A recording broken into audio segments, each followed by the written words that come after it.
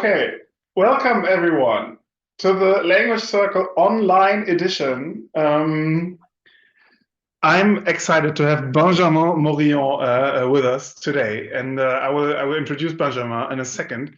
But first things first, disclaimer: this meeting is being recorded. So if you don't like your pictures on the YouTube stream, then please shut down your camera. And I think, Benjamin, did you sign already the allowance to be perfect? We have a video library on YouTube and it's ever growing. It's good for, November when it's dark and rainy and you can just watch interesting stimulating presentations. And I think it's well received so far, and we're extending it. Second thing, if you have a question, you cannot unmute yourself. And that's, of course, unfortunate. We wanted it to be different, but then a couple of funny children came into the meeting and they took control of the screen and just said nasty things. It was, in a way, it was fun, but it was also a bit disturbing. So we decided to rather block this ability to individually gain control. I know it sucks because it kind of blocks the open discourse that we wanted to establish here. So please bear with us. It's a safety precaution. You just type something in the chat, use like the hand raising feature of Zoom or whatever, just to make yourself seen or heard. And then Caro is happy to give you the microphone. That was it, right? Okay, that was it. Benjamin Morillon, welcome again to the Language Circle. Benjamin is a tenure-track associate professor, is that right, at the Institut de Neurosciences de Systèmes in Marseille? Is my French really that bad? Yes, it is. Research director now. Research director. I got promoted, yeah. Wow, okay. So that's Benjamin. He's a cognitive neuroscientist interested in human auditory neurophysiology, and in particular, his work investigates how information is sequentially encoded in the brain. He's probably talking also about the bottlenecks that the brain is coming with, and that's, of course, something that is close to what we are doing, and so we're really, really interested in hearing about that. Benjamin holds a PhD from École Normale Supérieure. He has performed his postdoctoral work at Columbia University and McGill in Canada. So he's combining computational modeling, cognitive psychology, multimodal functional imaging, also nowadays ECOG, I think. So we are hoping to hear about that work to understand how humans process sensory information, in particular speech. One of his key topics traditionally includes auditory hemispheric asymmetry, possible preferences for the different timescales of the left and right hemispheres, again, in particular in speech processing. Currently, he's also heading, I think, for 2 more years, right? The big ERC-funded project targeting the interrelation between auditory and motor systems. So the role that the motor system really has, again, in particular in speech processing. So the results so far, I think, are very important in highlighting the role of the motor system in speech perception. And we are expecting much more interesting findings to come out in the next couple of years from this project. So Benjamin, the virtual floor is yours, and we're looking very much forward to your presentation. Thank you for being here. Okay, thanks a lot, Lars, for the presentation and for the invitation. So yeah, we have many things, many shared interests. Unfortunately, I will not be able to address them all today. I wanted to present mainly some PhD work of Jeremy Giroux, who is now with Matt Davis in Cambridge, UK, and also some work that we're doing on intracranial recordings with a postdoc of mine currently, Victor Lopez Madrona. But we have more things cooking on speech processing, but I prefer to present a few papers properly than many papers badly. Okay, so this is Jeremy Giroux. You should invite him, a great, promising researcher. And so when we speak about speech, you discuss, you have background noise, you have many things happening, at the acoustic level, But then when you speak, you know, for example, we have this nice French island, which is called Porquerolles, where there's no cars, close to Marseille. And there's a Fondation Carmignac there where you can see some beautiful paintings. And once we invited David Purple, you know, David examined 5 beautiful paintings. And when you see this, you can imagine stuff. So there's many processes involved, you know that much better than me. And I want to make a small tour on the different levels. So I mostly studied during my PhD the most basic levels, so which is basically the acoustic processing. So we know that speech, you have some regularities in the acoustic waveform. And then if you compute a modulation spectrum of the envelope, you will see that there's like a main modulation of the volume of the sound at around 5 Hertz, between 4 and 8 Hertz, okay, which we call the speech rate for speed reasons. But you can also look at more linguistic level analysis and compute the number of syllables per second, or estimate the syllables boundaries, or try to estimate the phonemic phonemes and phonemic features, okay? And you know, you can just make a statistics at the acoustic level and say, oh, the speech rate is at 5 Hertz and the syllabic rate is at 5 Hertz. That's the same value. Maybe it's interesting. And the number of phonemes is much higher. It's like 12 Hertz per second, 12 phonemes per second.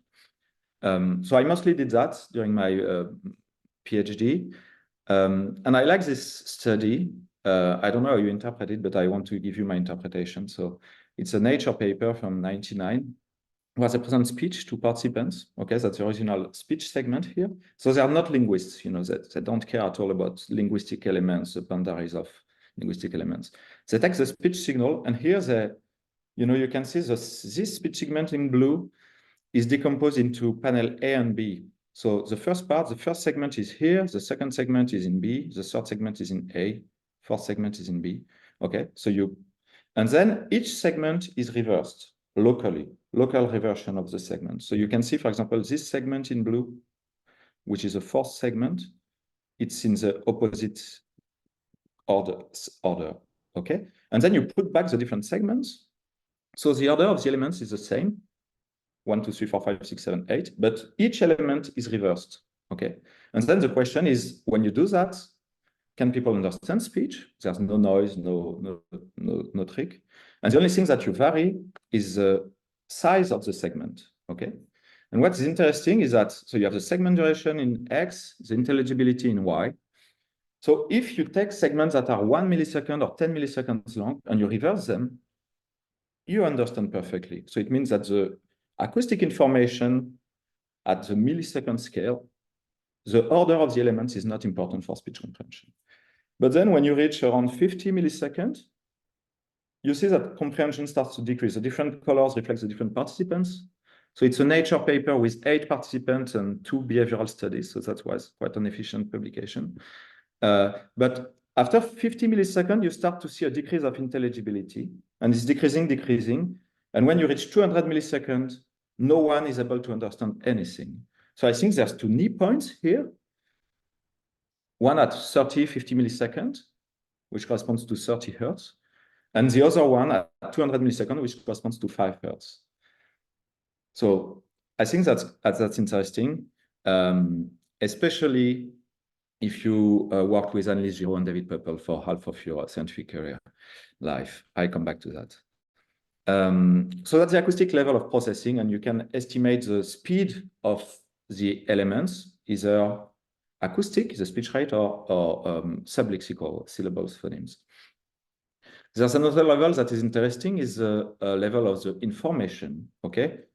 Many people just focus on the speech rate, but François Pellegrino and his colleagues from Lyon, they focus more on the information rate.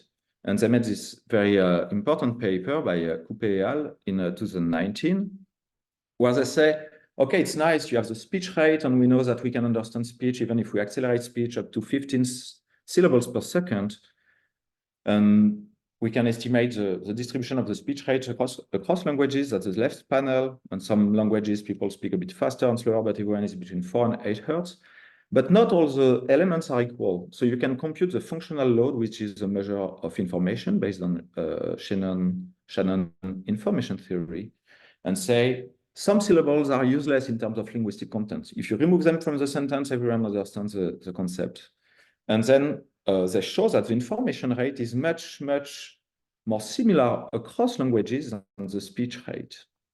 So they say what is important in the brain is not the speech rate, is the amount of information that you can process per second. Okay. And then if you go at another level of processing, a lot of people have studied lexical level of language. You know, you have the zip flow, meaning that a lot, some words are very frequent, like the, and some words are very rare, like platypus. It's like this strange animal, you know, mammal, not mammal. And it means that you can have some lexical surprise, you know, you have some words that are so rare that they will be surprising, and there's a lot of studies on the N400 or closure probability and so on. So that's still speech and language processing. That's completely different from what we saw before. And then there are a lot of people studying contextual influence of linguistic processing. So if you know the beginning of the sentence, maybe you can guess the end of the sentence. And with the advent of transformer models, now everyone is investigating this kind of linguistic predictions, okay? So in French, we have Camembert, which is a BERT model for French language. And with this kind of models, you can say, okay, the information based on the context can help me to anticipate the next token, so pseudo word in the sentence. So when you read the literature on language and human brain activity, it's a huge mess. Okay, so you can spend your entire life focusing on speech rate, like I was doing until now. So it's already complex, even if it's not even language, linguistic per se. Or you can focus on different levels. But the question is, how do we have like a common framework to see what are the levels that are important, what should we focus on, how do we relate these different levels of processing? It's a big mess. So that's why thousands of researchers work on this topic since 100 years and more. Okay, so I think there's one approach that I will not discuss today. So you all know about that, is that thanks to the kind of multiple regression approaches, like temporal response function that everyone should be aware of, but there are a lot of other methods that are quite similar. A postdoc in my lab, Pierre Guilleminault, is developing a toolbox that will allow us to compare these different tools like canonical component analysis or the back-to-back regression of Jean-Rémy King, or more methods. Some methods, they combine multiple regression and dimensionality reduction, like a sort of PCA or ICA or non-negative matrix factorization. So it allows you also to synthesize your information and not only to do a multiple regression. And these approaches are good.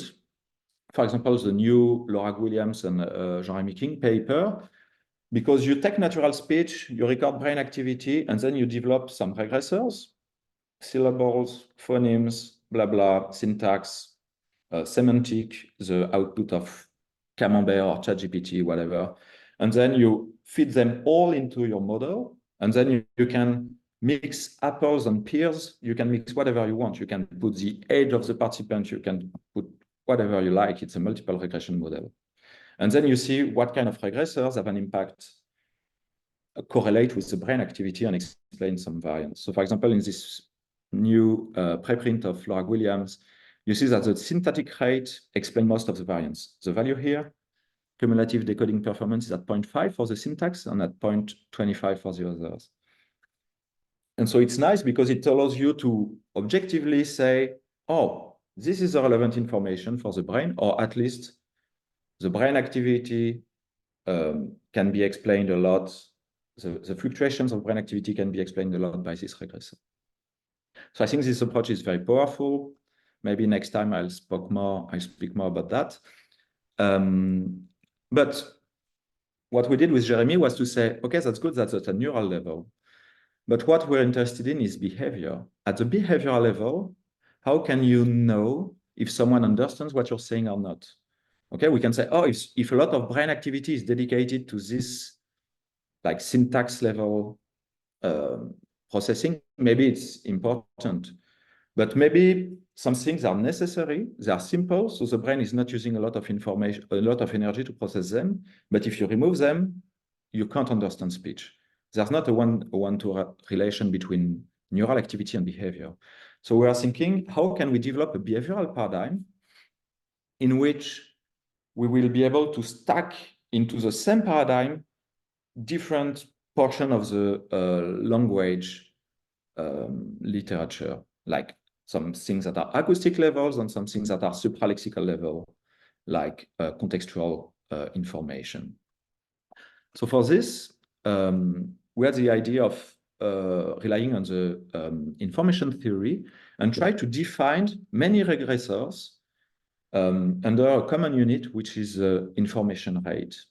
So the idea is not to use information per se. For example, I can say, oh, please read this book, a heavy book. And you don't know if it's difficult or not, because it depends on how much time I give you to read the book. If I say, oh, I give you this book, you have to read it because I'm your supervisor, and I say you have 3 years to read it, that's fine. But if I tell you, read this book, you have 1 night to read it, then you're dead, basically. So what matters is not the amount of information that you process, but it's the amount of information per unit of time. And if you have too much information per second, your brain cannot keep up with the processing. That's at least our framework, which is, in my opinion, very reasonable. So how did we do to put different features under the same framework? We took some natural sentences, and for these sentences, we extracted 7 features. You can extract much more. You know, for example, here, we don't consider the syntactic structure of the sentences. We don't consider many aspects, you know, close probability and so on. So what we extracted is the acoustic rate, the syllabic rate, the phonemic rate.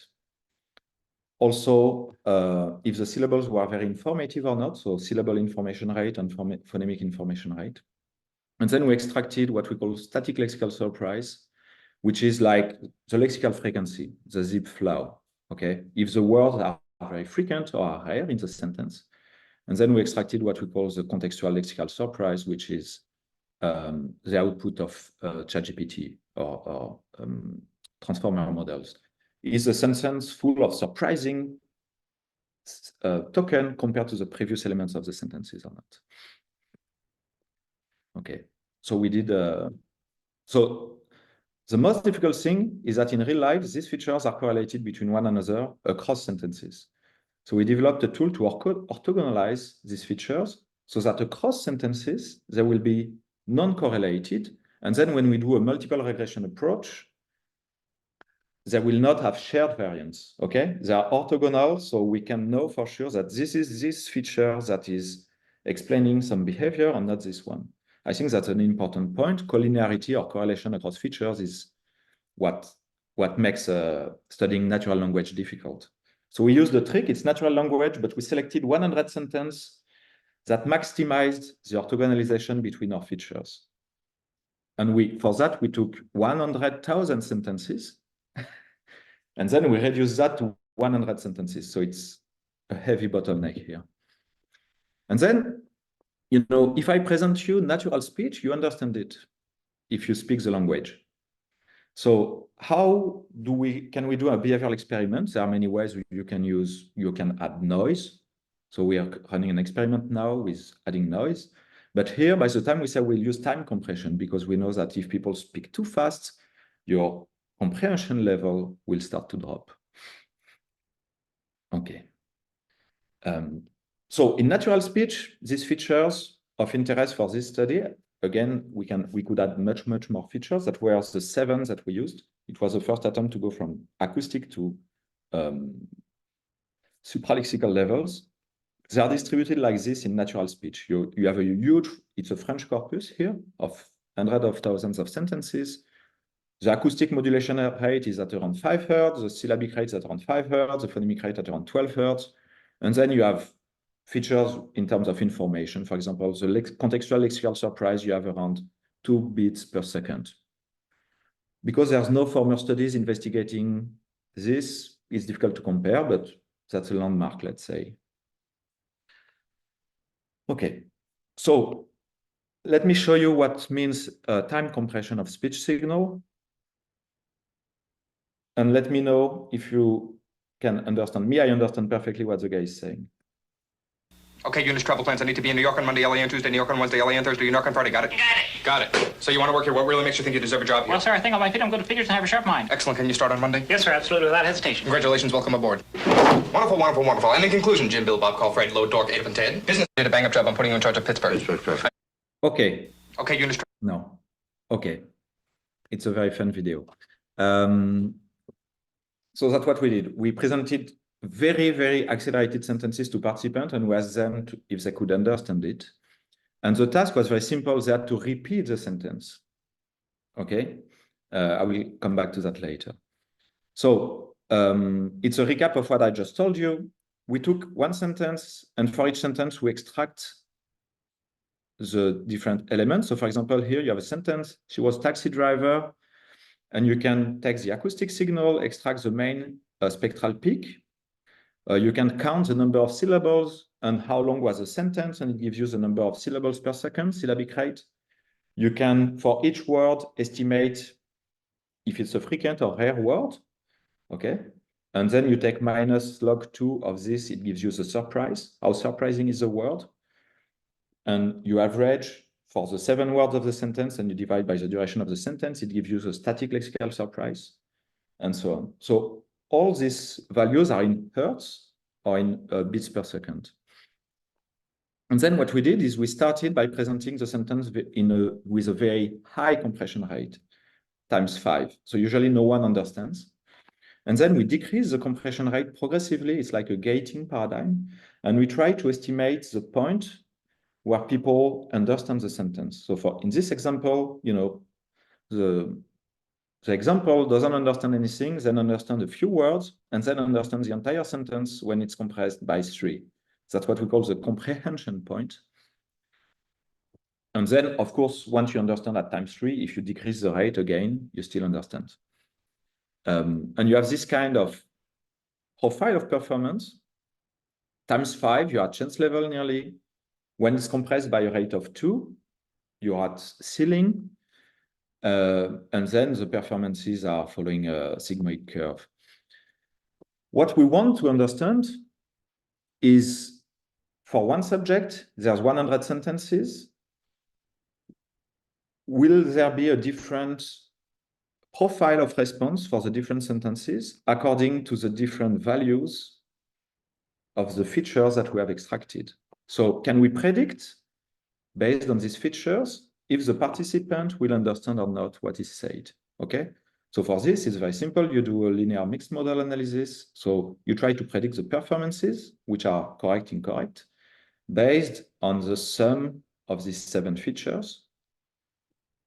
And you give a weight to all of them. So maybe some features are not at all predicting performance. So whatever the value of this feature, the number of bits per second, maybe it's not predicting performance, but maybe some of them are predicting performance a lot. So with these 7 features, we basically predict 50% of the variance. Okay, so we are not having an amazing predictive power, but 50% is quite a lot. And that's the profile of our different features. So the y-axis are the different features, and the x-axis is the odds ratio. So it's if you increase by 1 standard deviation the value of the feature, how much do you decrease performance? And for example, 0.75 means that you will decrease by 2 the performance. Okay. So basically the syllabic rate, when you increase the syllabic rate by 1 standard deviation based on the distribution in natural speech, you decrease by 2 the performance accuracy. Okay, so that's huge. So what do we see here in these results? For me, these results are quite surprising. The first thing is that the acoustic modulation rate and the syllabic rate, which are often conflated in the literature because both of them are, the syllabic rate is a derivated from the acoustic modulation rate. Both of them are explaining some variance, okay? They cannot be reduced to one another, okay? They reflect different stages of processing. The syllabic rate is the thing that explains most of the performances, so that's a heavy bottleneck in speech processing, speech comprehension. And then lexical surprise, so the lexical level of processing, both the static lexical surprise and the contextual lexical surprise are explaining a lot of variance in the behavioral results. So again, they cannot be reduced to one another. They are different. So the static lexical surprise is a lexical frequency, and contextual lexical surprise is based on the previous words in the sentence. Can you predict the next? Okay. And some features like the phonemic rate is not explaining much. Okay, it's significant, but it's like not so great. And here is an example so that you can appreciate the results. So it's just binning of the data. So you see in different colors the compression rate. And for a single compression rate, the 100 sentences, you can bin them in 5 portions, okay, of 20 sentences each. So you see, for example, that when it starts to be difficult, so for example, a compression rate of 3 or 3.5, the syllabic rate is explaining a lot of variance, okay? For the same compression rate, so you take a natural sentence, you compress it by 3.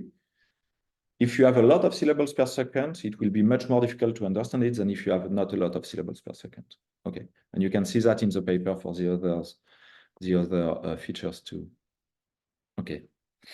And the last thing we did in this paper is to say, you know, because in information theory on telecommunication, you have this notion of channel capacity. So the channel capacity is a maximum rate at which you can transfer the information so that it's transferred efficiently without errors, okay? So the thing is that with this project, because we compress and decompress the speech signal, we can try to estimate up to which point we can compress the information and participants will still understand perfectly. So for each trial and each participant, we defined the moment where the participant was able to understand the sentence perfectly. And then it means that all the different features have been transmitted correctly, and then that's our compression point. And then based on this, we extract the distribution for each features of the values at this compression rate. And what we observe is the following. So first, on average, so let's focus on the sentence experiment because it's more realistic. So the dark colors, we can understand speech up to a compression factor of 3. Okay, that's, people say 3, 4, there's a lot of papers on that. But what do we mean for the different features that we have extracted? For example, for the acoustic modulation rate, it means a rate of 15 hertz, okay? So if you have more than 15 modulations per second of the volume of the sound, you will basically not be able to understand. Of course, that's a distribution, that's not a strict value, but that's the peak of the distribution. For the syllabic rate, we also observe 15 hertz, okay? There are former papers that have shown this kind of things. 15 hertz seems to be the maximum of the syllabic rate. For the phonemic rate, we see 35 hertz, okay? 35, 40 hertz. If you have in mind the models of Annelies Giraud and David Purple, it's ringing some bells. And for the other metrics, these values are difficult to compare with the literature because no one has studied that in this framework, but that's it. And then the last question we asked is, okay, you know, for example, for the syllabic rate in natural speech, it's 5 hertz. So it means that you can compress a lot. You can go up to 15 hertz. So you have like some range of flexibility here. But for the other metrics, we don't know that much. So we compared this channel capacity with the distribution in natural speech when the speech is not compressed based on a database. And what you see is that, as I told you, for the syllabic rate, in natural language, it's 5, and you can go up to 15, so you have some flexibility.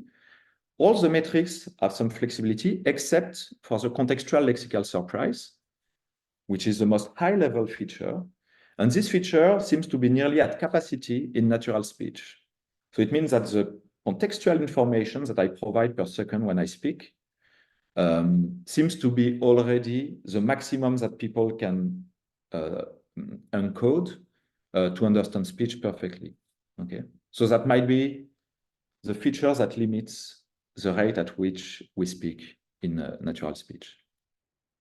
Okay, so this behavioral paper, it's quite heavy, but the idea is to provide a unified framework to investigate both acoustic and linguistic features, a bit the same way that people do when they do temporal response function analysis with brain data, but at the behavioral level. And you see that these different features, if you orthogonalize them before doing the task, you see that all of them independently impact comprehension. So there's not, all of these features are important for comprehension. They are all used in the processing bottleneck. And what we found, which was very surprising, is that the syllabic rate is a huge determinant of comprehension, which gives some weight to the people that study speech processing in the auditory cortex. Okay. Okay. So now I will move one step up and speak of brain data. So I will try to present 2 projects, but I wanted to give a bit of context. So as we said before, you have multiple timescales, multiple features relevant for speech processing. And I worked a lot on this kind of model, first developed by Annie Giraud and David Purple, about the syllabic and phonemic rate of processing, which are prelexical, how these features are extracted from the acoustic signal. And the idea is basically that you have the theta activity in the brain, in the auditory cortex, that follows the speech envelope, and then you have the gamma activity whose amplitude is modulated by the theta activity, and that will parse the phonetic features. And you have this kind of model. For example, Alexia Phil developed one of the first model of speech processing with some oscillations in the theta and gamma and low gamma range to try to segment information and decode speech. So historically, Juan Luo and David Purple, they presented natural sentences to participants recorded in MEG. And they said, can we, based on the brain activity, decode, so it was the beginning of the decoding, decode which sentence was presented, or at least to say if it was the same or not the same sentence. And for this, they looked at the phase in different frequency bands from 0 to 50 Hertz. And what they found is that only in the theta band, you were able to decode the different sentences based on the phase of the theta activity in the brain. Okay, so it works for 1 channel on the left and for 20 channels on the right. And if you look at the power activity, so increase or decrease of energy, you don't decode anything. So they say, oh, what matters is the phase in the theta band.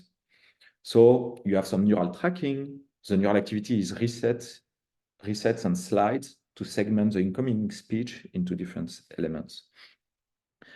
But then later, people saw, oh, but maybe that's because speech is at 5 Hertz. So you observe 5 Hertz in the brain because speech is at 5 Hertz. And maybe if speech is at 10 Hertz, you will observe 10 Hertz in the brain, you know. Okay.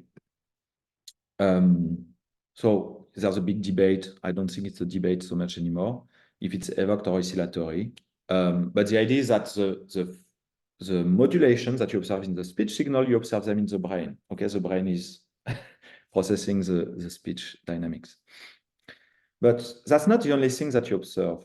You also observe activity in the low gamma band.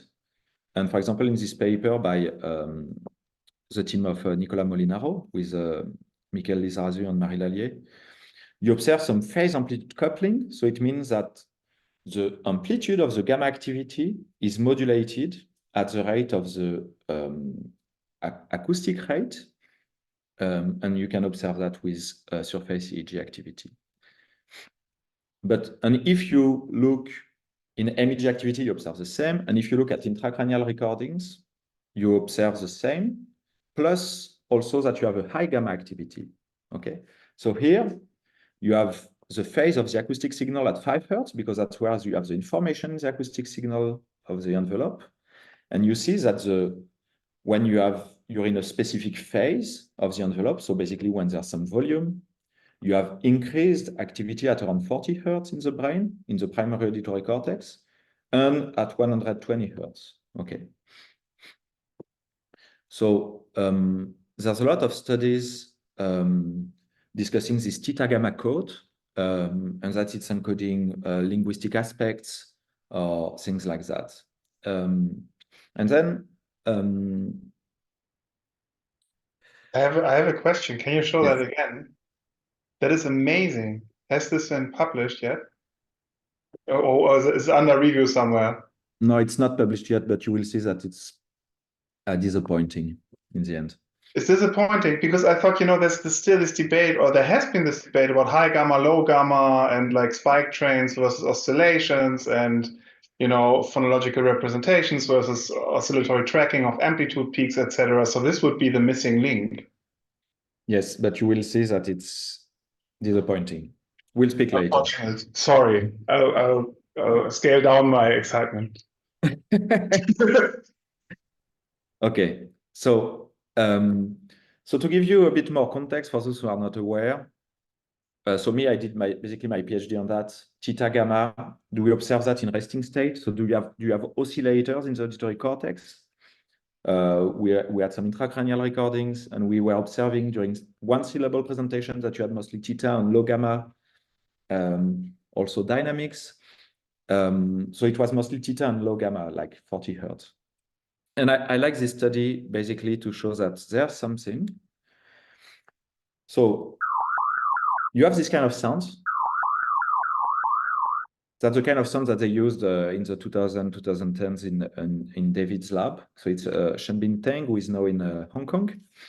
So it's presenting this kind of sounds that are fluttering, and it's changing the rate at which the flutter occurs. Okay, either the modulation is fast or the modulation is slow.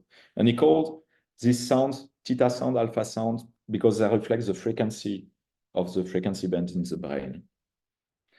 The sounds have the same duration, the same energy, the same volume, just the modulation rate of the sound varies. And it's not speech, it's like basic acoustic. The sounds that produce activity in the auditory cortex, okay, you have a typical topography, MEG topography, you have typical bilateral activity in the auditory cortex with source reconstruction. Now the question is that, does this sound drive the brain response similarly or not? If you do an intertrial phase coherence approach, trying to see if this sound, they produce the same response, so it's like an evoked response, but spectrally resolved. What you see is that, for example, the theta sound in red is producing a big peak of response in the theta range, and then it's a flat line for the other frequencies. And the gamma sound is producing a big peak of evoked response in the gamma range and nothing for the others. But the other sounds, they don't produce anything, okay? So you can have a more detailed representation. It's like a time frequency representation of the evoked activity. For all the sounds, you see a burst of energy at the beginning, which is short-lived, like 500 milliseconds between 0 and 15 Hertz. It's typical of an evoked response, N1P2. But for the theta sound, you see that you have a sustained component, okay, that lasts 2 seconds at the frequency of stimulation. And for the gamma sound, you see the same thing, okay? What's interesting also is that the beta 2 sound is not producing anything at 20 Hertz, but is producing something in the upper harmonic, okay? So I think with this study, you see that there's some preferred rates that the auditory cortex likes. Okay, so that's the arguments in favor. I will skip this. But then came Victor in my team. He's an expert in signal processing. And he said, okay, let's see if it's evoked, stimulus-driven, or if it's intrinsic. Do we see a real oscillator in the brain, or is it just evoked activity? You know, the big debate that is there since like 1982. And Victor is an expert of independent component analysis. So we have access to intracranial recordings in Marseille, luckily, and they are implanted in the auditory cortex, primary and secondary cortex, like penum temporale, posterior STG. And the idea of ICA is that if you have multiple sources of activity, the source that is far apart will be present in many channels of the intracranial recording. And the sources that are very close will be very focal, okay?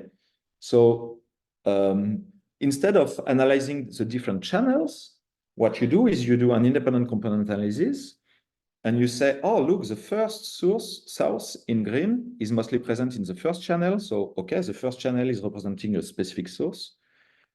The purple source is present in like 4 channels similarly. So maybe it's useful to only analyze one. That is basically the average of these 4. And the blue source is present a bit everywhere. So let's regroup that and have access to the real activity instead of how it's spread. Okay, so that's just a trick to sort out data and have access to basic components that compose the neural signal. And then what we did, we recorded 10 minutes of natural speech. Okay. And the first thing that Victor did is that, oh, guys, it's nice. Usually you extract the envelope in the speech signal. Okay. And then you see that you have activity at 5 Hertz. But did you do a phase amplitude coupling measure of the speech signal? So at least Jérémy Giraud also had this idea, actually. So phase amplitude coupling is meaning maybe when you have some volume in the speech signal, so you're in some phase of the pseudo theta activity, maybe you have fast amplitude activity, for example, the F0 of the speaker, okay? But of course, the F0 of the speaker is present only when there's some volume. If there's some silence, there's no F0 activity. And we know that the F0 activity of speakers are at around 100 Hertz. So, unsurprisingly, when you do a phase amplitude coupling of the speech envelope, you observe 5 Hertz energy in the speech modulation spectrum, but you also observe some theta gamma coupling in the speech signal itself.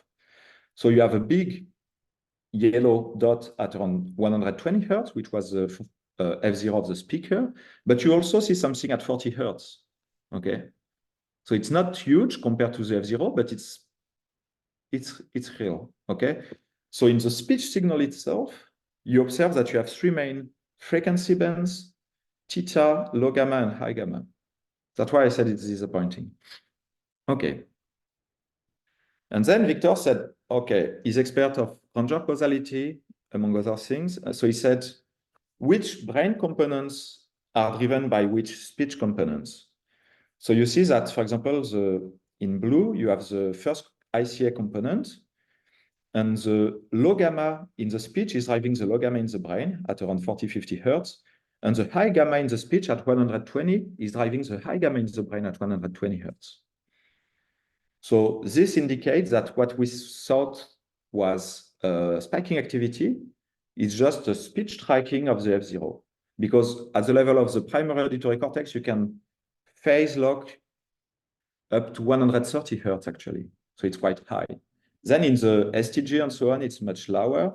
But in the primary cortex, you can phase track the F0. That's what we show here. And then you have another component that only tracks the theta activity in the speech, but not the low and high gamma. So this is interesting. So in the speech signal, the 3 components are completely intermingled, but in the brain, some neural populations are focusing on low and high gamma, and some neural populations are focusing on the theta. Okay, and they are distributed in different regions. There's no localization like primary cortex, it's high gamma, secondary, it's theta, it's mixed. But you don't see a lot of channels that are both theta and gamma. Okay, so maybe 1/3 of them, but a lot of channels are only theta or only gamma. Okay, and then we said, but in the brain, do we also observe this coupling? actually many researchers have reported this coupling. So this is what we find. So you see that the component that was encoding the theta activity, the speech modulation, is correlated with the component that was following the gamma activity in the speech. And then you find again this theta gamma coupling in the brain. So in the left panel, it's only the speech, theta gamma coupling. In the right panel is the brain, only theta gamma coupling.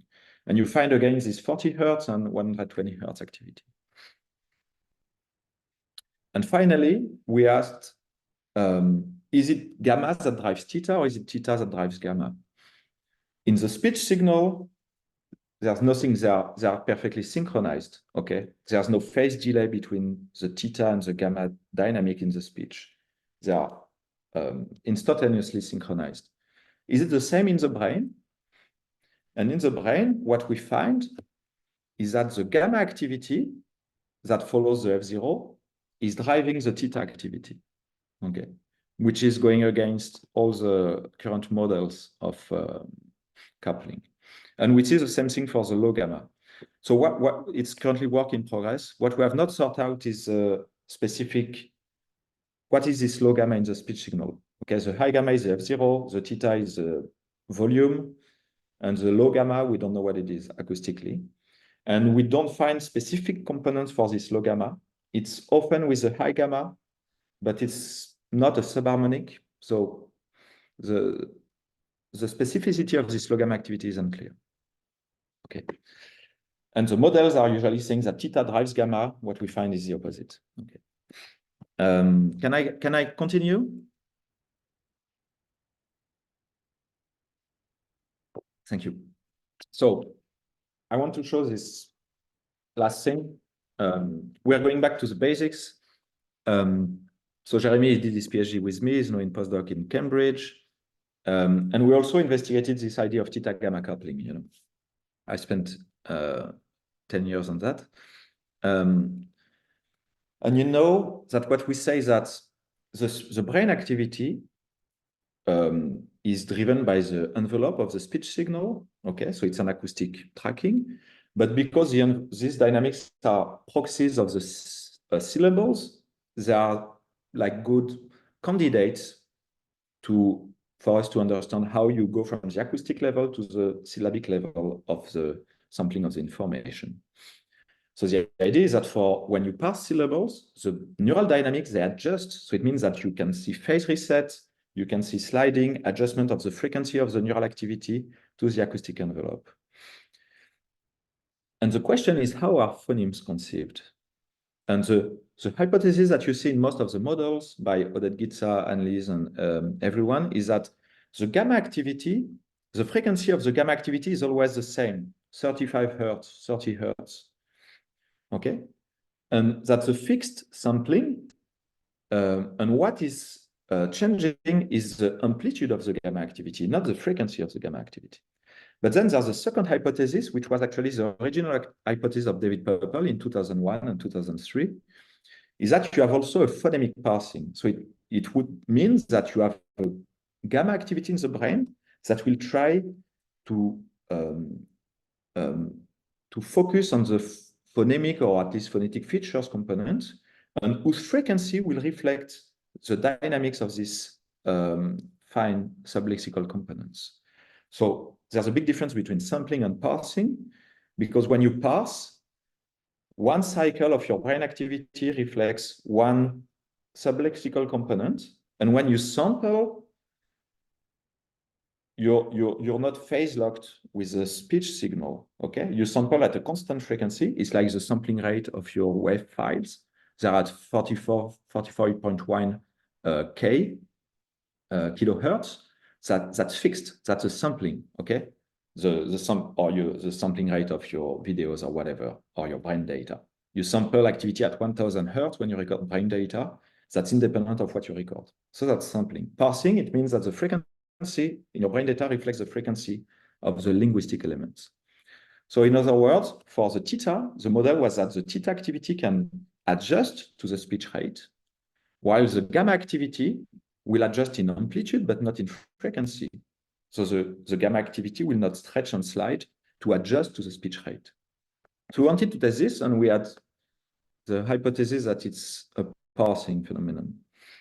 So for that, we created a speech that is accelerated. So you have natural speech, so pseudo-natural, so like Google, and you have the speech rate at 3, 6, or 9 hertz. Okay, that's simple. And we know that you can understand speech up to 15 syllables per second, so we're good.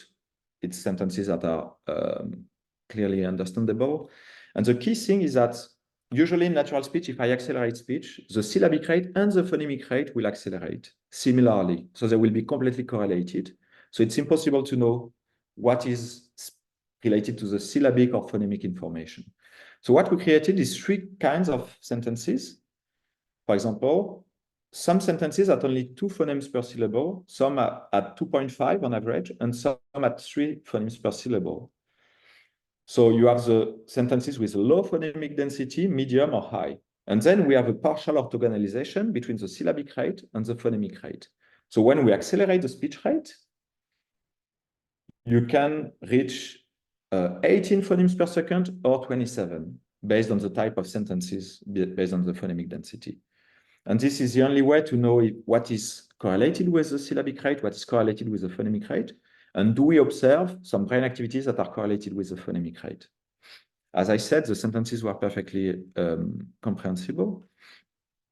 So first, what we replicate is that you take the envelope of the speech signal, and the envelope has a peak at 3 hertz when the syllabic rate is at 3 hertz, has a peak at 6 hertz when the syllabic rate is at 6 hertz, and 9. So the dynamics in the envelopes are a good proxy of the syllabic rate. Okay, everyone worked on that already.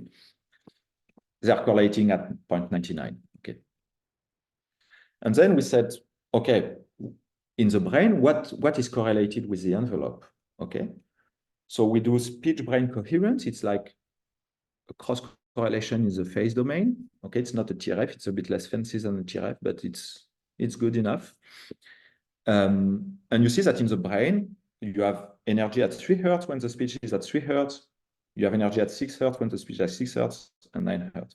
And you don't see any differences based on the phonemic timescale. Okay, the number of phonemes per syllables, there are the different colors in blue, the different shades of blue or shades of red or shades of green.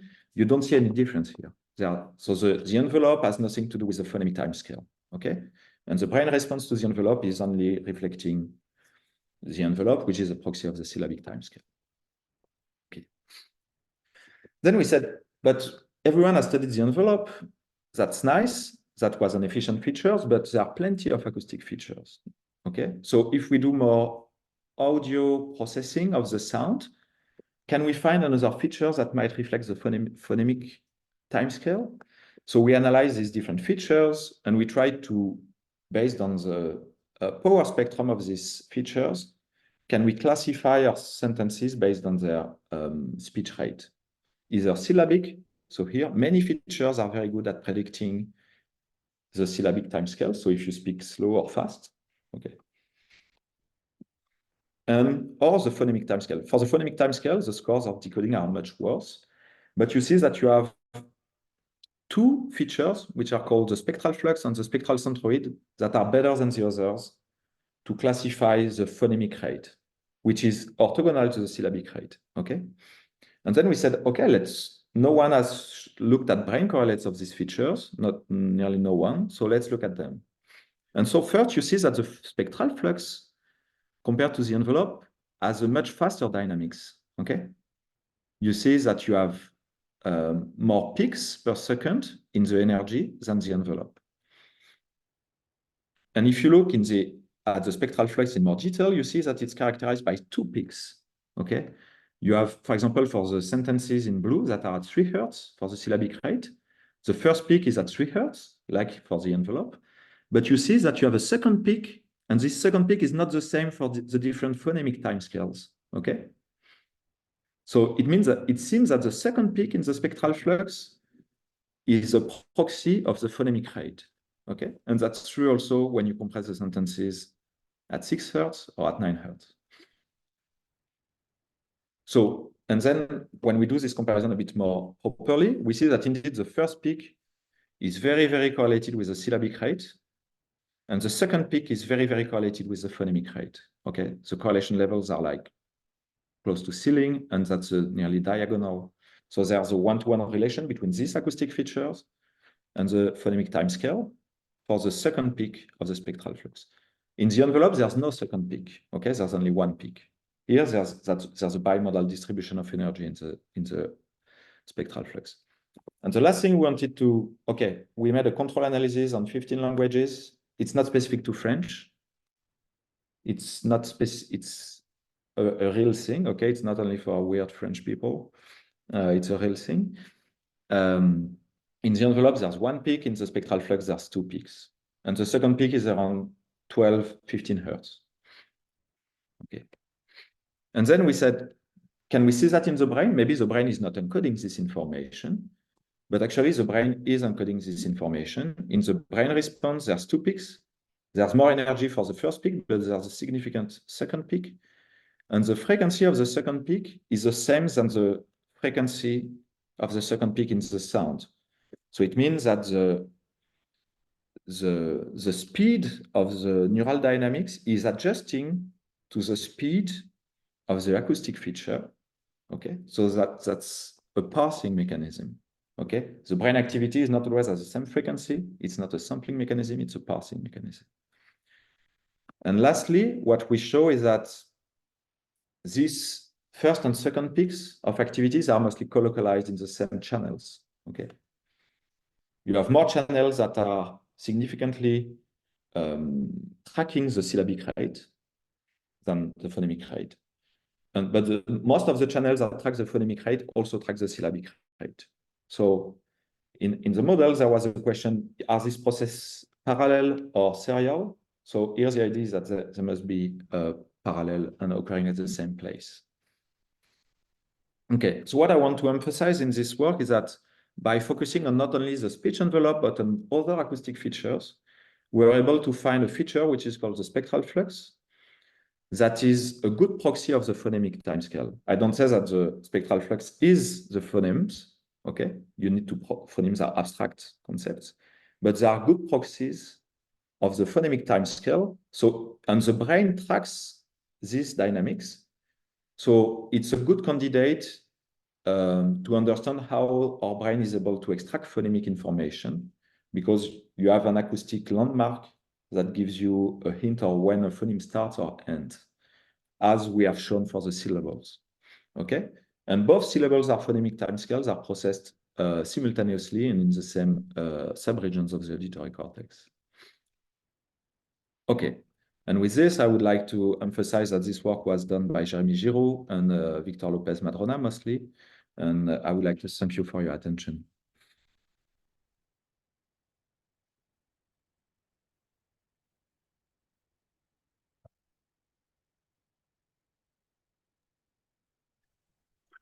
Thank you, Benjamin. This was a blast. I was like, you know, I almost like sometimes when you're in a movie and you enjoy it so much, that was like listening to this presentation. You're muted.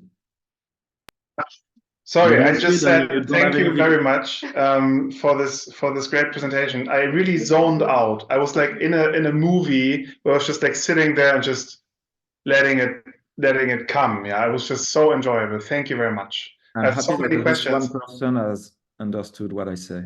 Yeah, I try. I try to understand and follow. But let's see for other people asking questions, because I have so many questions, and I want the other people to ask questions first. So people online, maybe. I saw a couple of raised hands. Julia first. Yeah, we could ask Julia whether she has a question. William. Sorry, Professor Izadi. It's like ladies first, so I'm old-fashioned. You will be the next one, okay? Sorry. Thank you. I appreciate it. Hi, guys. So great to see you. Great to see you, Benjamin. Thank you for the great talk.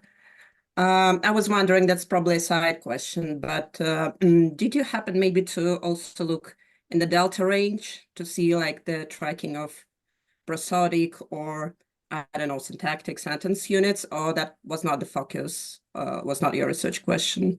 No, yeah, with the ERC, we're trying to do everything. So it's a mess, as everyone knows. But Victor now is a lot into the delta. But I think there are many deltas, and there are some papers going out soon on this. But he finds a big component in the delta band that is linked with the offset of the speech signal, like at the acoustic level.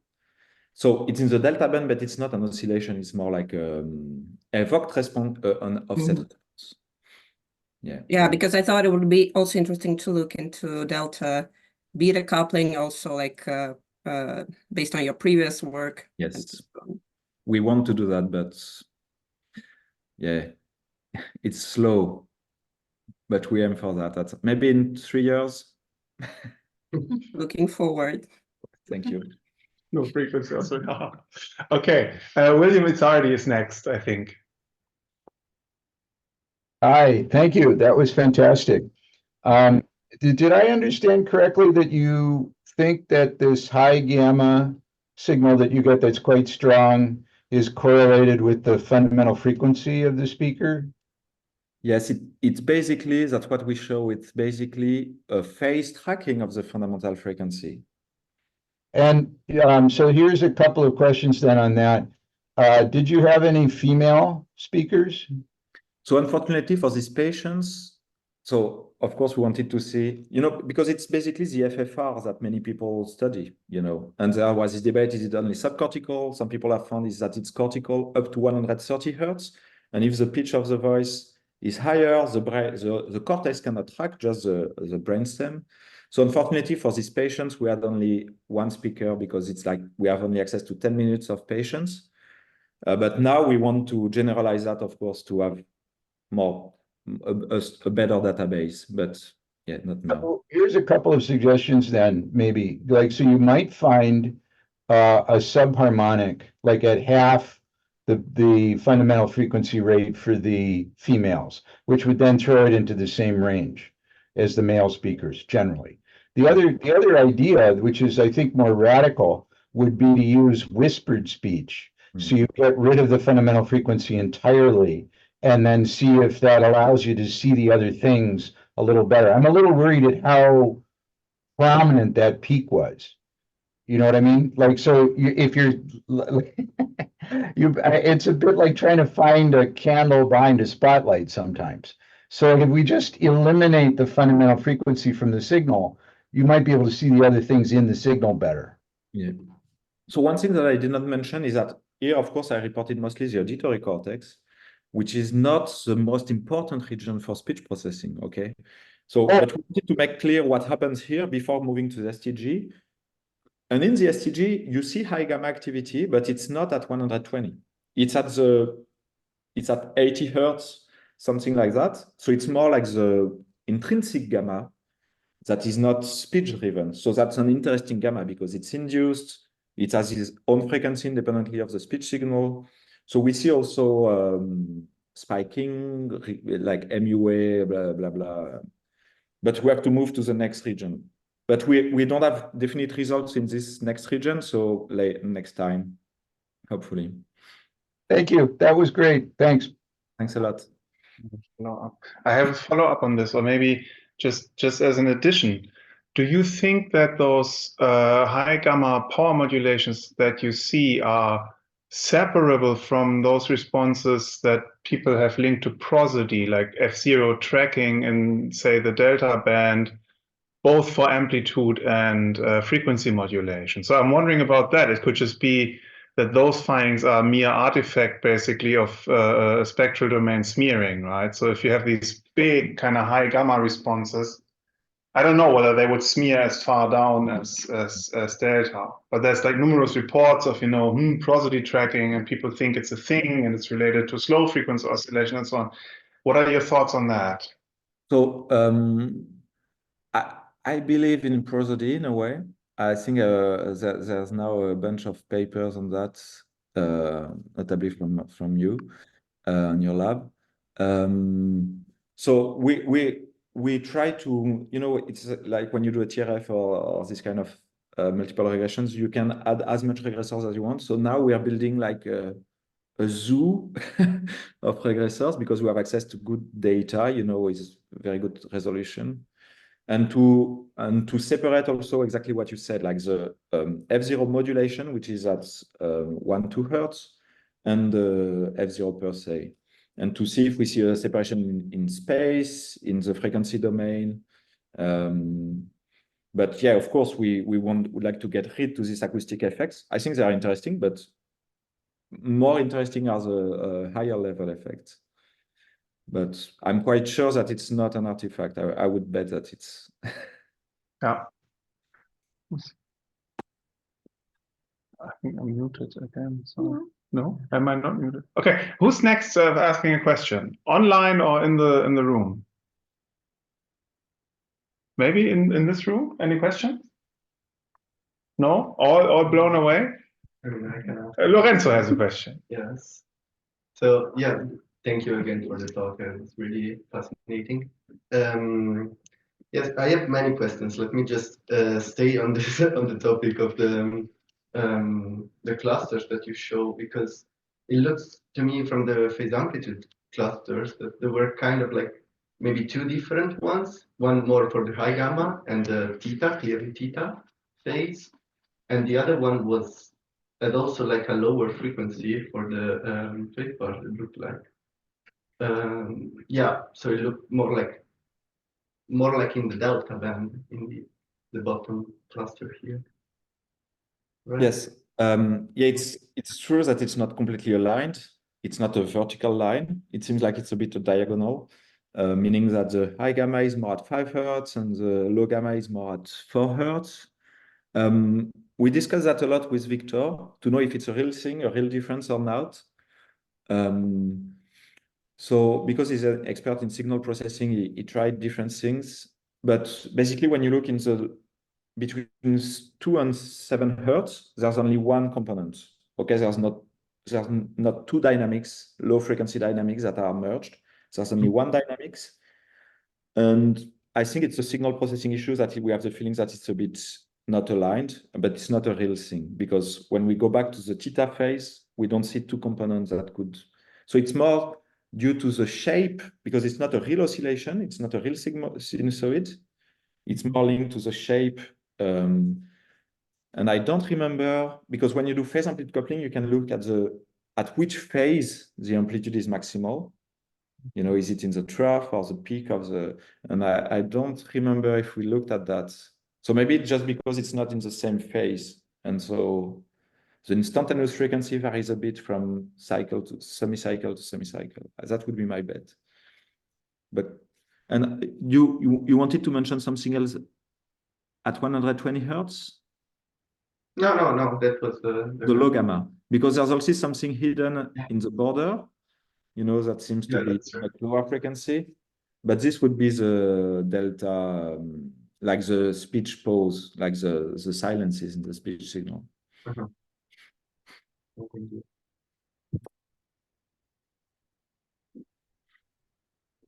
Go ahead. You have more questions? Oh, yes. Well, maybe a clarification question from the one of the first study you mentioned on the multiple regression approaches, where you orthogonalized nicely all the regressors. I wonder how you use the compression factor in that model for the speech time compression, because that has a different scale as well, right? And I didn't fully understand how that factors in the model. Yes. Where is it? Yeah, that's here. So here you have the formula for R. Yes. So you see that we enter as random effect the subject and the compression rate. Okay. Because of course, the compression rate is the main determinant of comprehension. But you know what, people usually, when they compress speech, they say the metric that they use is the number of syllables per second. But why would you choose that? You know, why not the number of phonemes per second or the number of words per second? Because when you compress by a factor of 2, you compress all these different features similarly. So we did also additional analysis I don't have the slide here, where we did this model independently for the different compression rate. Okay, so here we regrouped everything because we have better statistical power, but you can also run the model independently for the different compression rates. And then you don't have this confounding factor, if you want, that is included in the model as a random effect. And it's true that you don't find exactly the same weights. So instead of having one result, you have like 7 results, one for each compression rate. And the weights vary a bit depending on the compression rate. Also, you know, when you're at ×5, you don't have a good balance of performances because you have mostly incorrect responses, so the model is not very good. But overall, there's a supplementary figure showing this. Okay.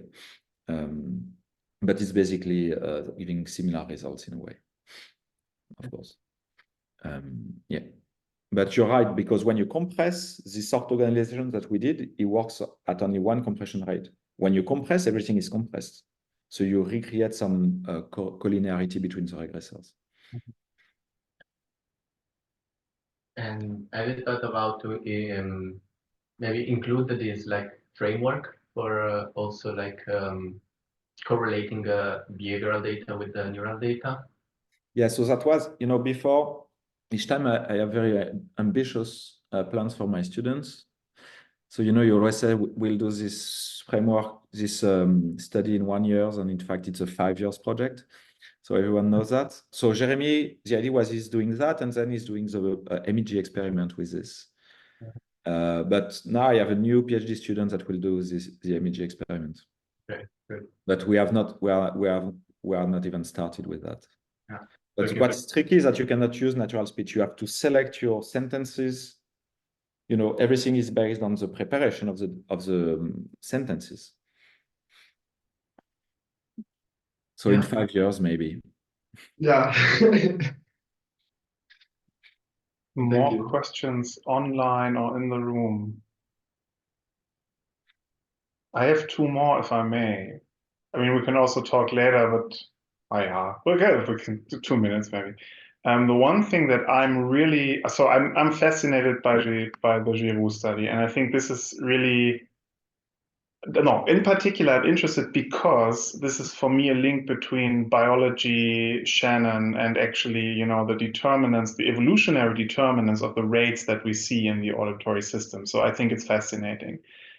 Now, what would you think happens when I'm looking here at the plot on the right, where people are at ceiling when the rate is right, kind of, or when the compression rate is not too taxing? What would happen on the other side? Have you thought about what would happen if you would slow down things? Would it drop again, and what does it mean? Yeah, so I thought about that a lot. You know, in my studies on music or like beeps and boops, I did that to not only compress but decompress, and I always thought, why is no one doing that? So actually, Julia did a bit of that on her papers, but not with behavior. But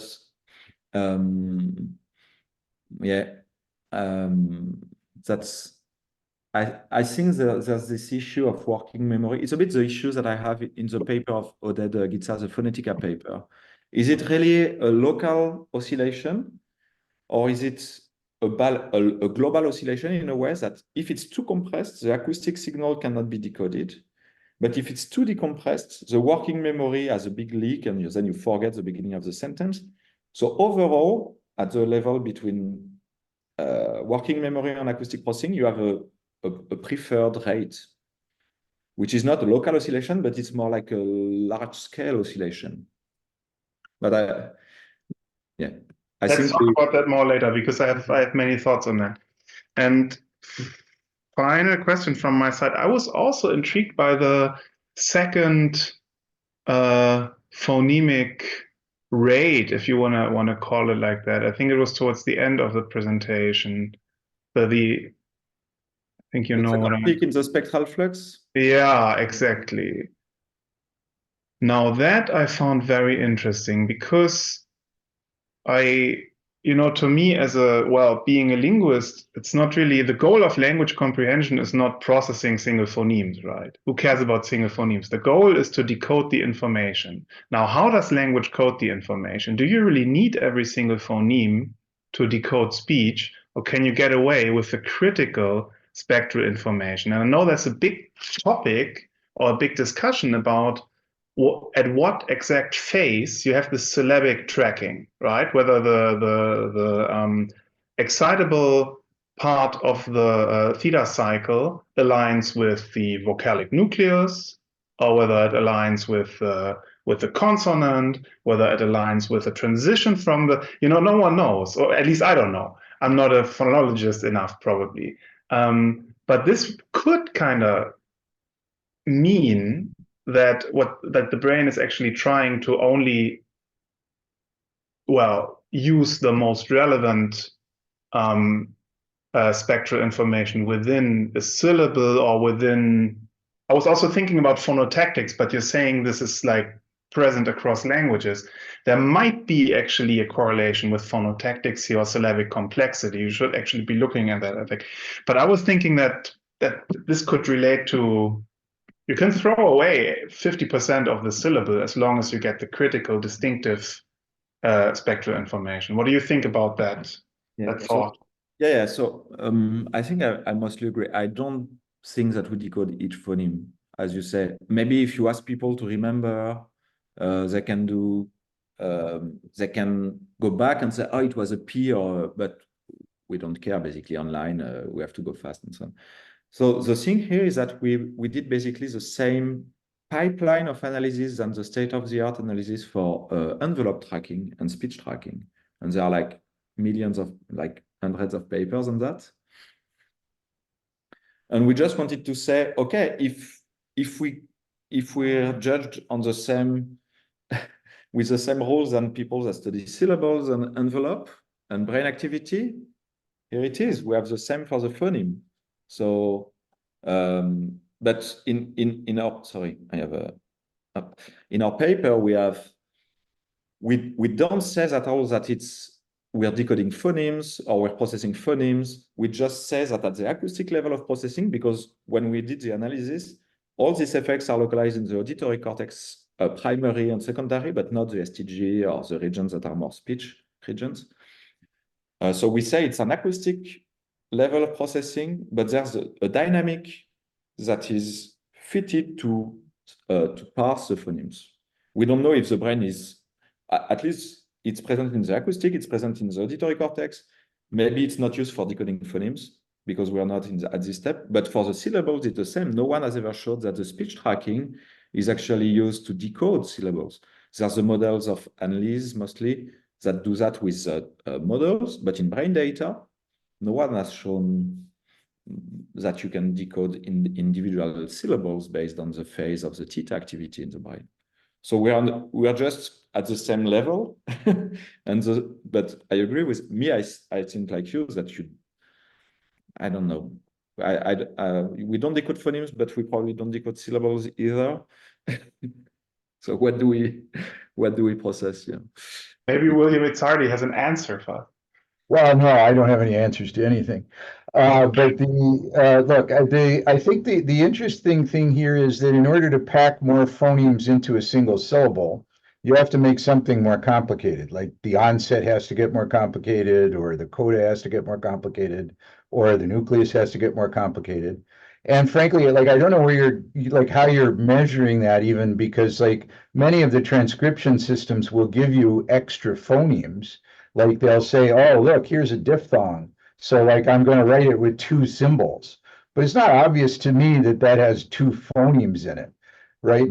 And the other thing is that the phonotactic question that was raised before is very complicated, because like you cannot just get any sequence of phonemes in an onset. There's a very definite progression through the onset in most languages. And so if you look at the feature rate, it's much slower. Like, so the features are changing much more slowly than we would claim the phonemes to be changing. But frankly, I think the phonemes are reconstructed after all this. Like, I think that really what's coming in are the things like you said, like spectral flux or something, where you've got some indication that there's a feature change, and the feature changes, well, they don't change that fast, but they change faster than the syllable rate. And then when you're done, and maybe even after lexical access, then you know what phonemes you heard, right? But that is very much not that the phonemes were handed to me one by one. It's that I reconstructed what was in the speech, right? Like, so I don't know when we would see a phoneme rate per se, right?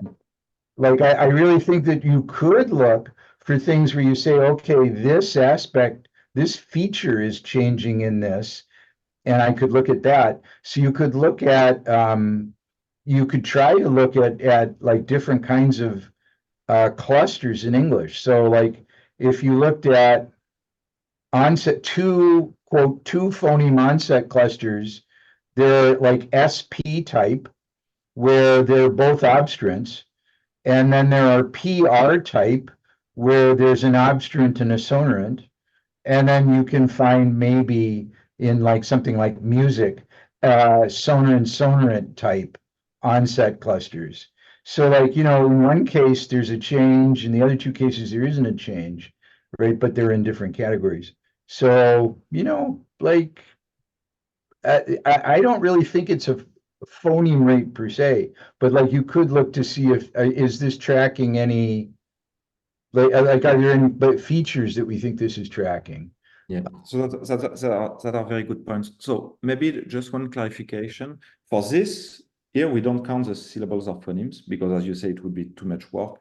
But for the sentences that we used in the intracranial experiment, we counted them by hand, basically, because it was a limited data set of sentences. So we had like the number of syllables, the number of phonemes, and but then you have a transcription system, right? You have a transcription system that you're following. So like for English, if you were going to transcribe a word like mic, then people would write 4 symbols for that. M, A, I, K. yeah, but that there's really for the vowel I, it's written with 2 phoneme symbols. But what I mean is that for limited sentence examples that we use for the patients, we did that by hand. We didn't use an automatic symbol. Yeah, you did it by hand, but I'm telling you that by hand, people will write out 4 symbols for that. Yeah, it's approximative. So but I agree with you that what we want to emphasize is that the spectral flux, because it's capturing the spectral flux is a derivative of spectrogram. So it's capturing form and transitions, variation in not only in volume, but also in the spectral domain. And I agree with you. What it means is that this is good to show the dynamics of the features that are not at the just the vowel level with the syllables, but and we don't say that it's related to phonemes per se, but it's as the envelope. In my first study, I show that the speech rate is the same rate than the syllabic rate, but they are not the same thing, and often it's conflated because they evolve at the same speed, and here it's exactly the same. This second peak in the spectral flux is evolving at the same speed than the phonemes. So if you compress, you will have covariations with the two, but they are clearly not the same thing. Yeah. Okay. I'm thinking actually to just following up on your discussion.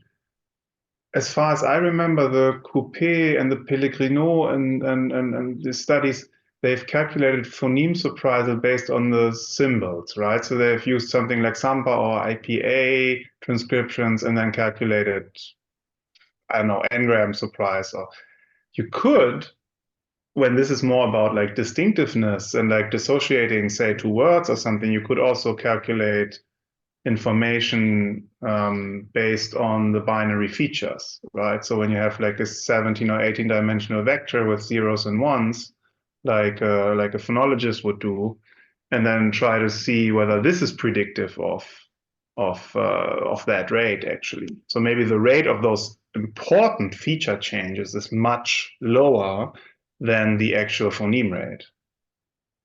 That's what you mean, Professor Itzardi, right? Mm. Okay. Yeah. So, and this is a good point. I think to relate this with the different phonotactic elements, but it's a lot of work. So we wanted to go into that, and then Jeremy had been started this project 5 years ago. So we said we cannot stuff everything in one paper, but I agree that it's which kind of articulatory features are important. That someone would have to do that if interested. Yes.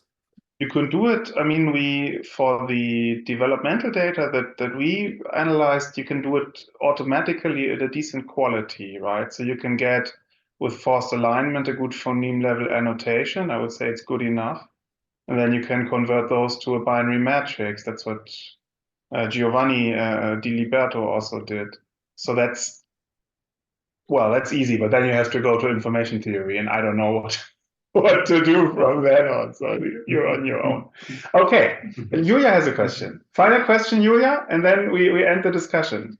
Yeah, I just wanted to add a brief comment on the spectral flux discussion, like not to be a spoiler, but some current project in my current lab is looking into different acoustic parameters and brain responses to music. And they've found that spectral flux has also one of the highest predictive power for TRFs to the music stimuli. So I just wanted to comment. So I don't think it's, well, my guess, as William said, I don't know anything, but my guess would be that it's also not like speech exclusive to speech. Yeah, kind exactly.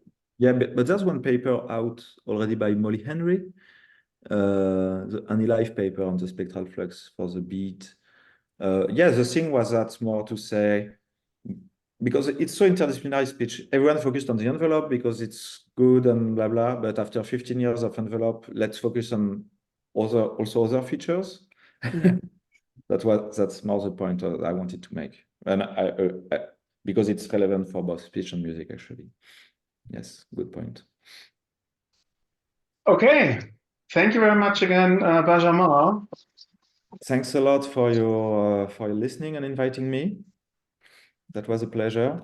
And thanks everyone for being with us today. Spread the word. The language circle is happening again. I don't know when, and I don't know with whom. September. September only. So enjoy summer, everyone, and see you all in September.